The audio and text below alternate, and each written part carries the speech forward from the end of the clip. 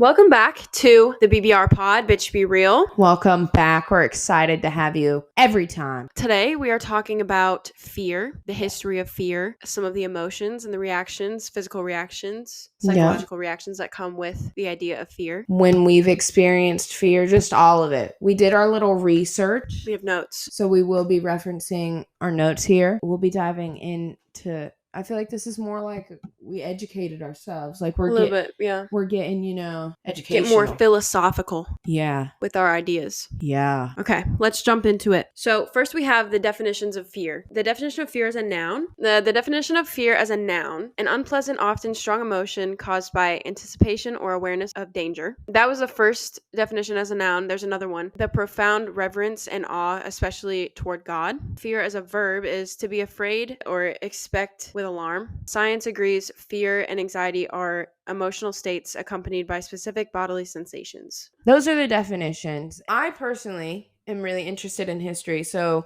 I was just curious how people in ancient times viewed fear.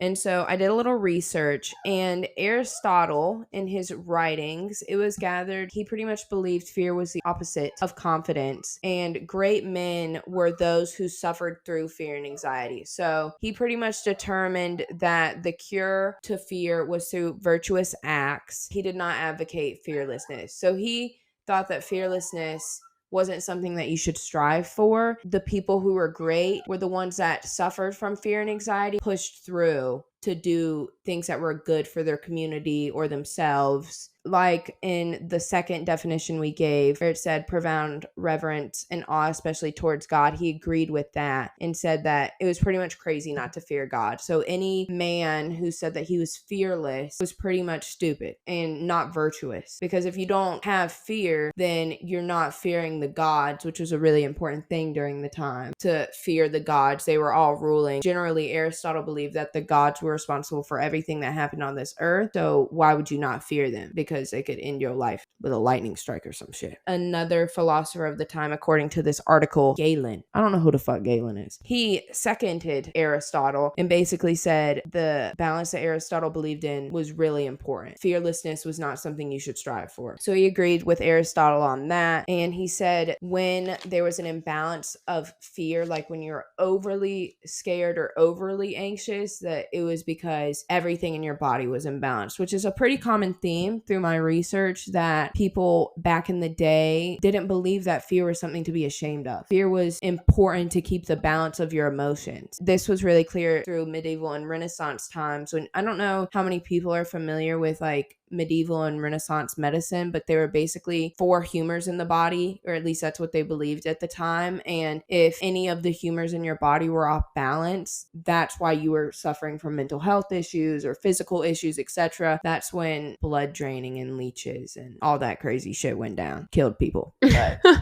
that's not important right now. Old medicine was pretty fucked up, but that's what they believed, that if one of your humors was off balance, that's why your life was off balance and you were having an excess amount of something or certain another. Emotions. Medieval and Renaissance times, they also believed that fear and anxiety weren't something to be ashamed of, and they weren't caused by things in your life. You weren't suffering from fear and anxiety because of trauma or past life experiences. You were suffering from fear and anxiety to an excessive amount because of a humor off balance. And the humor that they balanced in the time of medieval medicine was the humor that was associated with anger. So when you were feeling overly fearful or anxious, they would balance the humor that was largely centered around emotions of anger, which I thought was super interesting, because going back to Aristotle, he believed that fear and anger were also in the same loop. They derived from each other. Do they kind of balance each other out? They cancel each other out in a way? Yeah, basically, like you can't fear without anger and you can't have anger without fear. You can't have water without air, shit like that. Like you have to have one to have the other. Yeah, that was actually really good, because chemical makeup of water has oxygen in it. So you can't have water without air. Yeah. Basically, through my research, in ancient times, fear was not something to be ashamed of. And I think now a lot of people strive for fearlessness. Mm-hmm. And when you look back to history, that wasn't the goal. That wasn't a notion. To be fearless was not entirely good. And I feel like now showing any signs of fear or anxiety, especially I feel like in men, is a sign of weakness. Yeah. Doesn't really make sense to me, because if you don't have any fears, if you fear absolutely nothing, that is something to me that makes you, like, there's something wrong there. It almost makes you not, you're trying to say that you're not human, because it's a human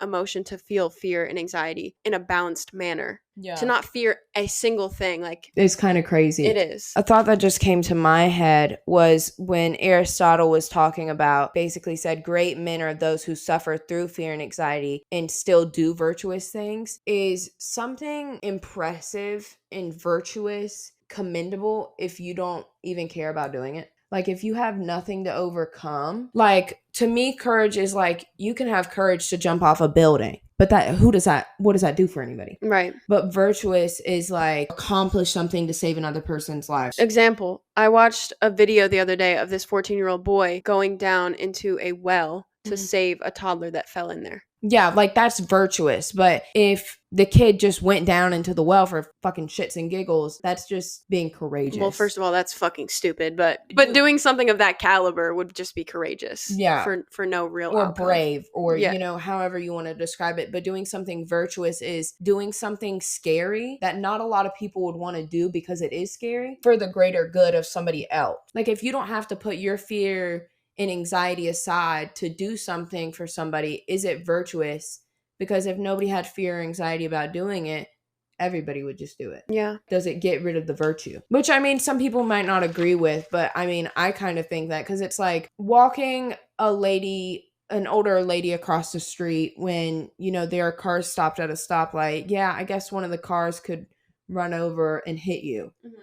So, some people would say that's virtuous or chivalrous or etc. But I think of it as like, what if there's an old lady trying to cross the street and the cars are just going around her? Mm-hmm. And so you have to walk out in front of potentially or moving cars to go help that old lady. Like, that's virtuous, because not everyone would do it, because they're placing themselves in harm's way in a fearful situation. Also, as I was researching, I wanted to know evolutionary wise why we have fear, and it's to keep you safe. If you didn't have fear and nobody had fear, we would do crazy shit all the time that would end up in bodily harm. That would be a rough situation. Yeah. I can't even imagine a world where not a single person had fear. I don't think anybody can. Wouldn't even exist. Because there would be no safety without fear. And that's so true, because, like, how do you know to keep somebody safe if there's no fear of them getting hurt? Yeah, it's like if none of us locked our doors at night because none of us had fear that somebody could come in and harm us, it would be a wonderland for people who wanted to break in and rob you and murk you. Like,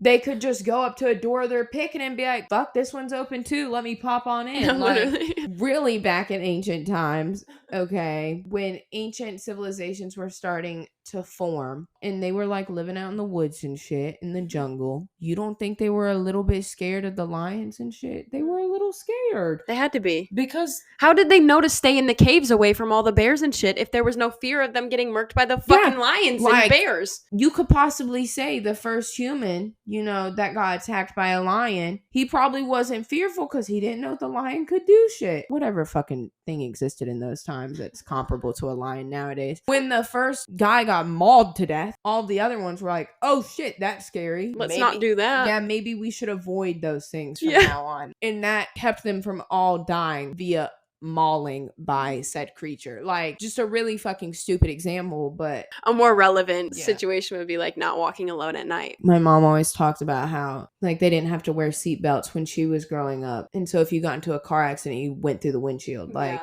they learned from that and was like, what would keep us safe, because none of us want to go through a windshield, a seatbelt. Like, it sparks evolution. It sparks evolution and just learning in general. Like, you can't really learn without experience, and experience provokes fear to some extent. Yeah, because, I mean, if you see something happen and somebody gets injured, you now fear that happening to you. Like, that's completely normal. Mm-hmm. But I feel like in this society, like, especially in some of the music I listen to, a bragging right to not be fearful of anybody. Mm-hmm. Like, it's a bragging right to say, I'm not scared of anybody who comes near me because I don't fear anybody. Mm-hmm. Okay, cool, but that's ignorant. Walking around with the confidence that you can protect yourself is different than being not fearing anything or anyone.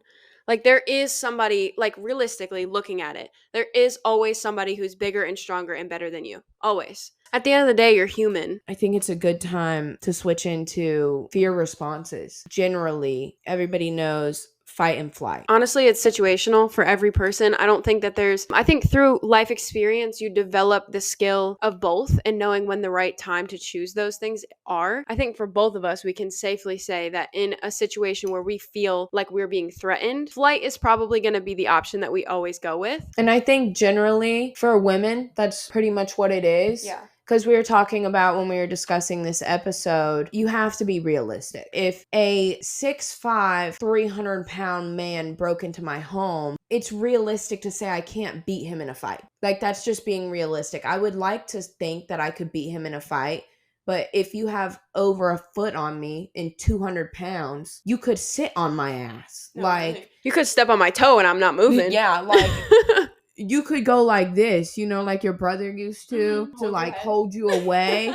Like, you could do that and stab me. I don't know. Like, realistically, I can't fight you. And I feel like that's just a general thing that a lot of women think, at least, is like, we need to be realistic about the fact that if we start fighting, we're just getting closer to the source of harm. Yeah. I feel like generally men are taught to go towards fight and women are taught to go towards flight. I think that's a pretty good generalization to make, for sure. A pretty good assumption. And it's situational, obviously. Like, if you have a dad that's like really into, self-defense and stuff like that, like, you might get taught more. But I feel like generally, especially in the United States, women are more like, keep yourself safe. Yeah. I mean, if somebody were to break into my house, let's be real, I'd probably be like, take whatever the fuck you want. Just don't take me. I'll show you where everything is. Like, I'll give you a guided tour to my most valuable expenses. Like, because that shit can be replaced. My life is more important than anything else. And if it comes down to complying to whatever this person wants and the flight instinct kicks in that regard, like, you're, at the end of the day,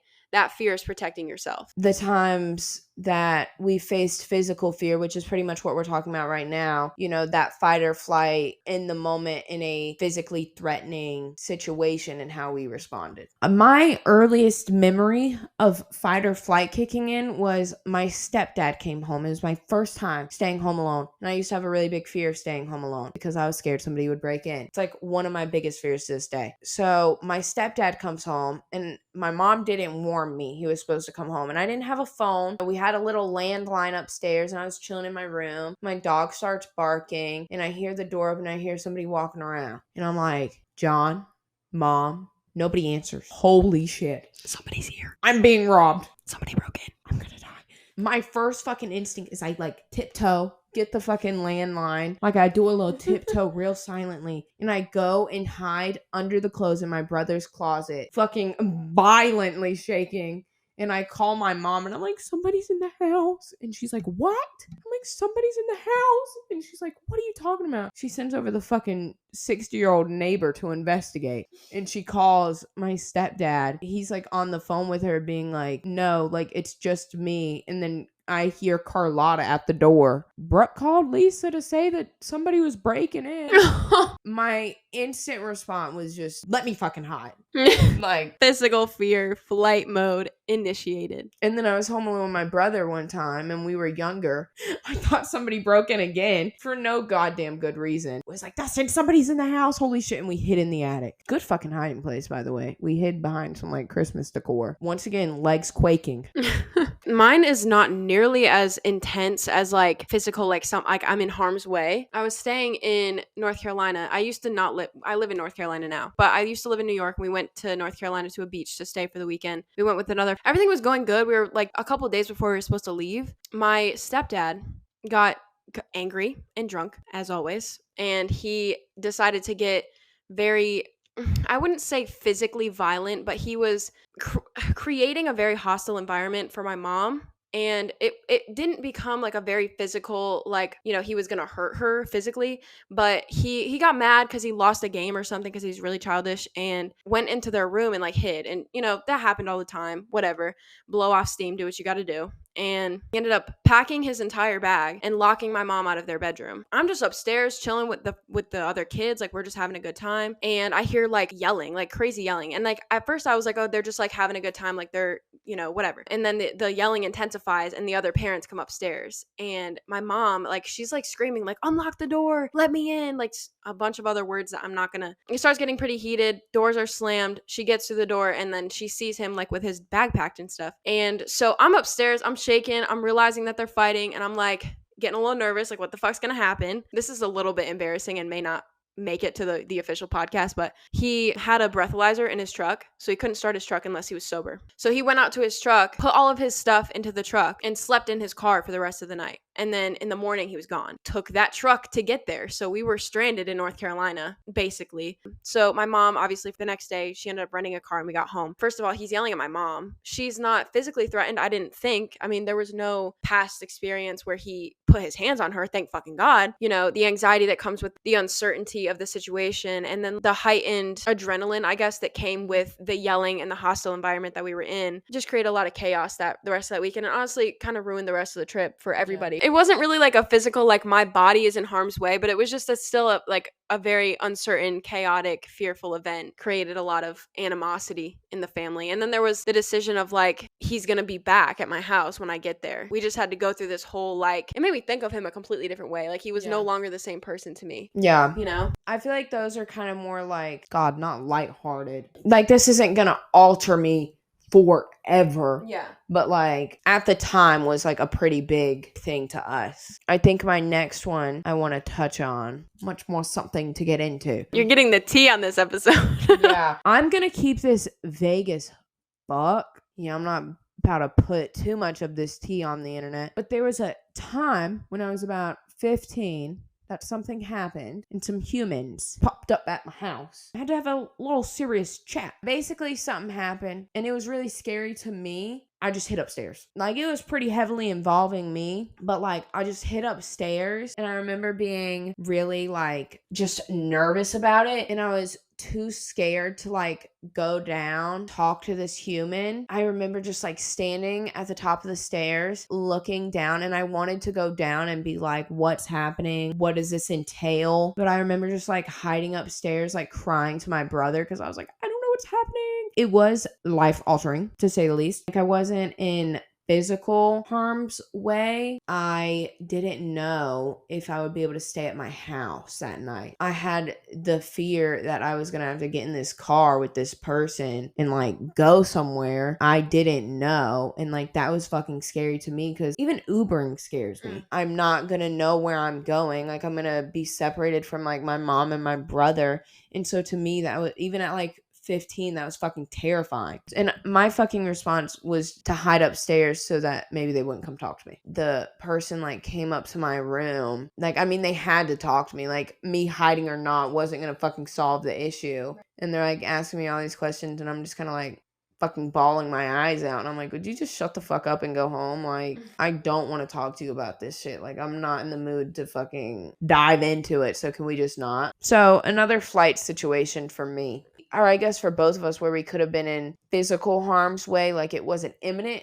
The uncertainty of like, where are we going? How are we going to get home? Potential threat. Potential physical threat. Yeah. Another time that wasn't necessarily it was a potential physical threat when I was in college. Me and my cousin, I think we went to McDonald's that night, and then we stopped at like Dollar General. But this guy followed us from the McDonald's or from our dorm or whatever to the Dollar General. And we didn't really think anything of it. We noticed the car that followed, like I noticed it. I don't even remember if we actually talked about it before we went in, but I noticed the car that followed us. They parked next to us in the Dollar General parking lot. We go into the Dollar General, we buy our snacks, we come out, and the car is parked next to us. The driver is on the opposite side. The passenger is like closest to us, trying to get back in my cousin's car. And he rolls down the passenger seat window, and he's like yelling at her. He's like, you cut me off. You put my family in danger. I remember him saying he would drag my cousin by her blonde hair and smash her head in the sidewalk. Damn. He's like yelling things back and forth. My cousin's kind of like confronting him, but not like going too crazy. She's kind of like, I didn't cut you off. I don't know what you're talking about. His girlfriend / wife, to me, she looked like she was pregnant, but I'm not going to make any assumptions.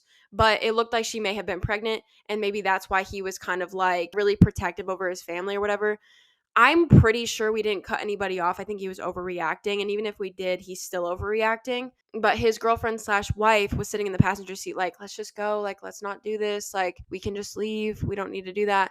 And so he like peels out backwards into like the rest of the parking lot. And my cousin, I don't remember what she said, but she said something that like pissed him off more, which is kind of annoying. But she said something that like provoked him to say something else. And he started to get out of the car. And I was like, Kenzie, unlock this fucking door. Unlock the fucking doors. And I'm like fucking wrenching on the door handle at this time. Yeah. I'm like, what the fuck is about to happen? He literally just said that he would drag you by your blonde hair and he smash your fucking head on the sidewalk. Like, what are you doing?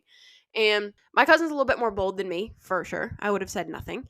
But y'all would have gotten in the car and been like, nope, bitch, I'm out of here. I literally wouldn't even looked at them. No. Like, you start yelling at me and I'm fucking I'm driving away. I don't care.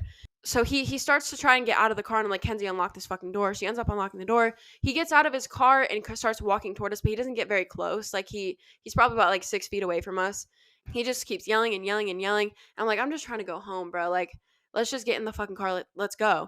And so he ends up like peeling off or whatever. My cousin, like, we're sitting in the car and she's shaking so bad that she's having a hard time speaking. And so we ended up calling 911 and just like reporting the license plate.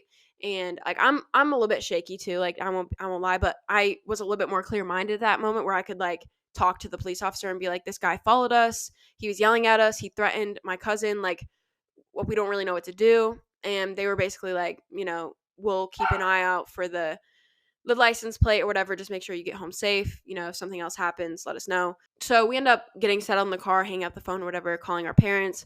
And then she's like, I don't even think I can drive. Like, she's so fucking shaky that she couldn't drive her car. So I drove her car home. We ended up being fine, but that's pretty fucking intense. It was really intense. And it was like midnight. Not only did he follow us, but he waited for us to come out of the Dollar General to confront us. Yeah, that's fucking like, scary, that's bro. Weird. Because that's definitely, like, that's the definition of, like, physical fear. Mm-hmm. That's fucking nightmare fuel. Like, it's midnight, just two girls. This guy's threatening you. He's getting out of his car. He's yelling at you. Like, especially now, you see all those videos, like, where the guy doesn't stop at 6 feet and he actually starts fucking... I couldn't even imagine. That shit's scary as fuck. It is terrifying. The other time that I was like most scared, that was recently, I was working at Buffalo Wild Wings. So this guy comes in and he asked me for my number and I'm like, I'll give it to you if, you know, you tip me well, basically. Like, that's what it ended up boiling down to. Like, that's not what I said. Kind of did a smoother wraparound. I did, like, you know, I finessed it a little bit smoother than that. I wasn't like, I will give you my number if you tip me $50. That's not what I did.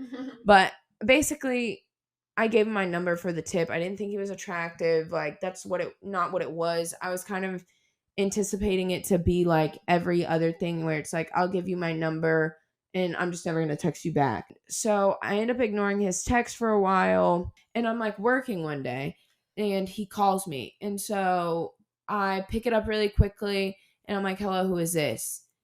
And he like hangs up the phone really quick. And I didn't have his number saved. So at first I didn't know who it was.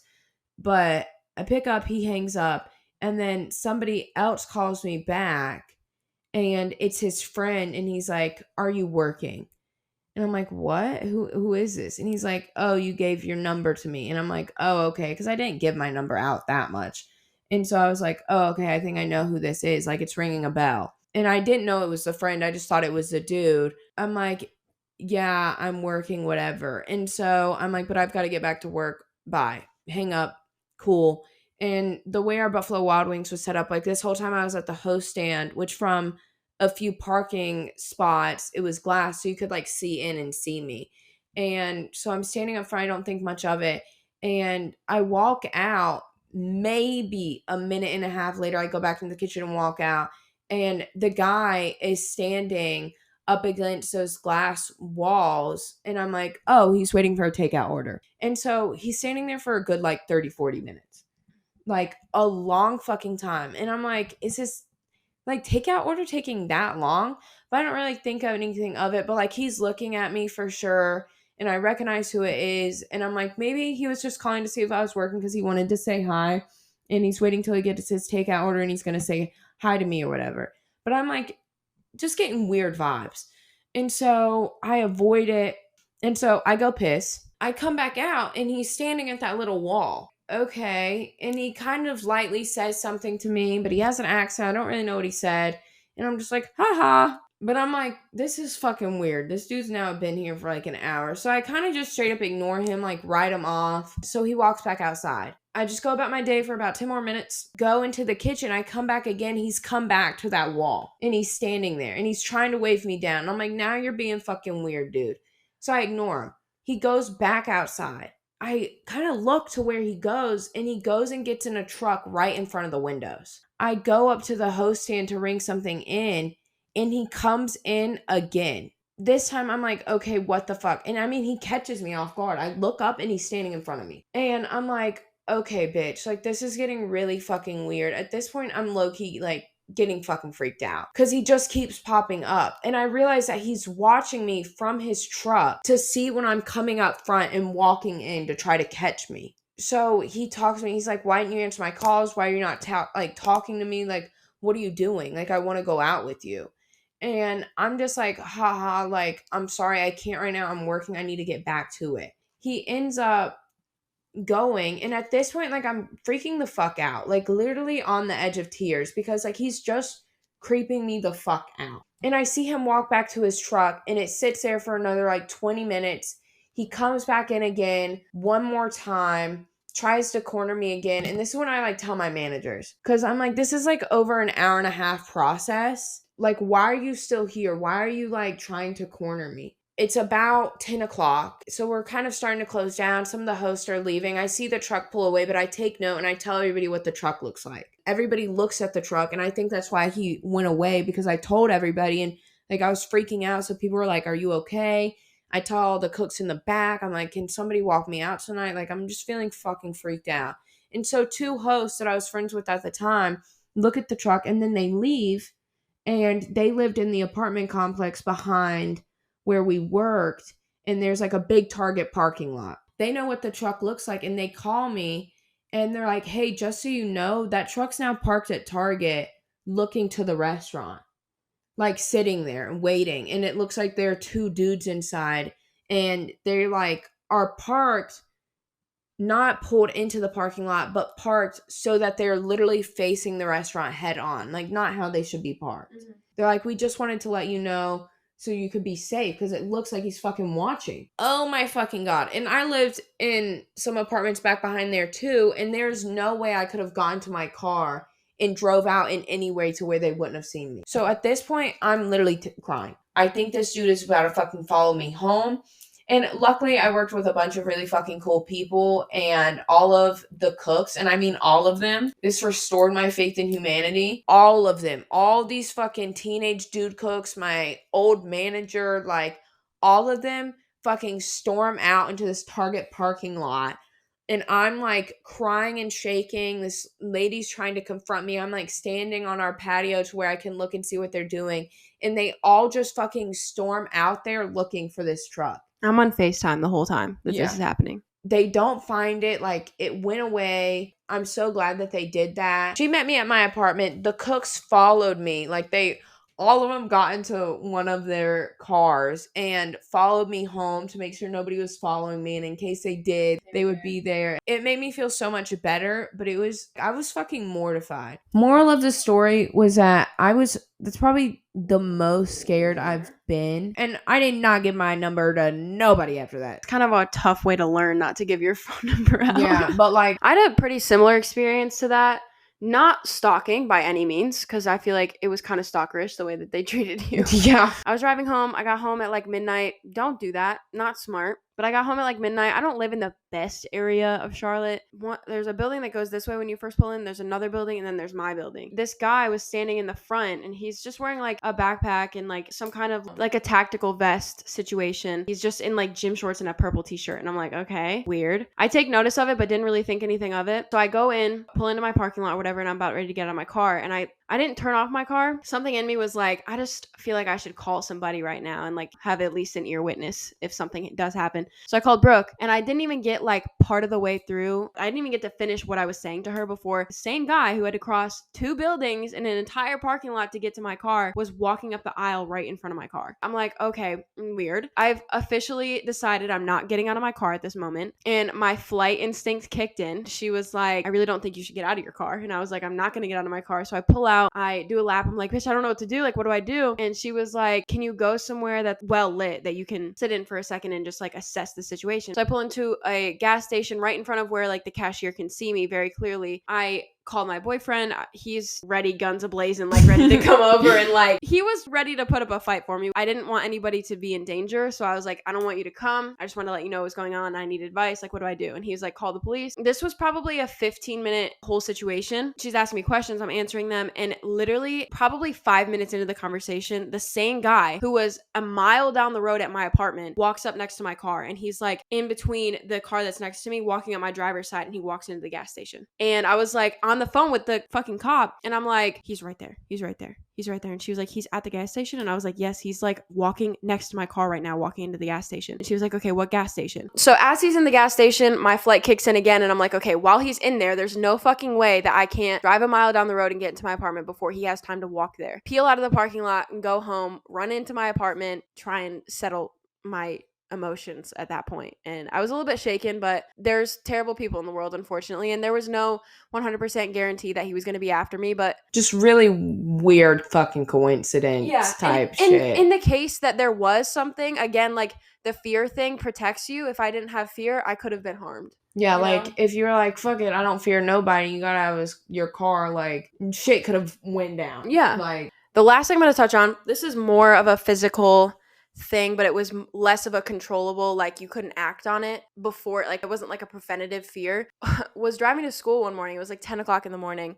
I'm sitting at a red light waiting to turn left. My light turns green, and I pull out a little bit, and out of the corner of my eye, it's like this happened so fast. I don't even remember the impact, but I kind of looked out of the corner of my eye, and I was like, oh shit, something was about to happen. And this girl, probably going like 45 miles an hour, slams into the side, and I got like T-boned in the middle of an intersection. My car does a complete 360 in the middle of this intersection. The fear that I remember from that, obviously, it's like I just got hit by a fucking car. Like most impact was like the driver's side rear tire. And so after I don't remember actually getting hit. I remember the middle of it. Like I don't remember the impact of like it hitting my body, but I do remember like looking and like my head being turned so far in the back that I could see through the back passenger or backseat window, and I could see, like, I just remember like the whiplash of like my head looking through that window. And then the next thing I remember is getting like sitting in my car right after, and like the smell, first of all, never forget that smell. It was like the craziest thing I've never smelled anything like that before, and it will never leave my brain. I couldn't see anything on this side because all of the airbags went off on this side. The steering wheel one didn't go off, thank God, because that probably would hurt.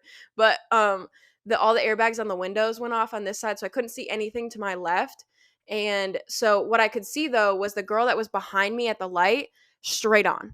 And so I saw her getting out of her car. She had pulled over a little bit, and I saw her getting out of her car, and she's like waving at me to go this way, which is toward my passenger door, like telling me to get out of the car. So before I look up though, I put my car in park and turn it off. I don't know why that was the initial instinct. Like literally it's going somewhere. Half a fucking second after I got, like, literally didn't have time to think about anything else. I put my car in park and turned it off. Like, I don't know why that was the first instinct, but it was. And I'm in a dress too, and fucking dude shoes. And unbuckle my seatbelt, climb through to the passenger side and meet her, and she hugs me, and she was like, "Are you okay? Oh my gosh, I saw the whole thing. Like, I'm gonna stay here with you," and blah blah. And I was like, "Oh my gosh, that's so sweet. Thank you." Obviously, in a much more like, "Oh my God" way. And so, she's on the phone with the police, and they're asking me questions if I feel like nauseous or if I have a headache or anything. And I'm like, no, like I feel fine. And the adrenaline obviously took the pain away from anything that I was feeling at that moment. So I'm sitting, I hadn't even gotten out to assess anything yet, but I'm sitting with the door open, looking at the faces of the people that were at the light that would have been to my right, like perpendicular to me. And I was like looking at those people, and I like was just looking at their faces because I saw the whole thing too, and they were just like, what the fuck just happened? And so I climbed through in my fucking dress, and I'm sitting there, and I call my mom, and she doesn't answer, and I'm like, oh my god, like I have to text her right now. They never answer. Like, my mom usually is very good about stuff like that, but she was in a meeting, and she has this automated response where, like, if she's in a meeting, she just automatically pushes the button and it says, I'm in a meeting, I'll call you after.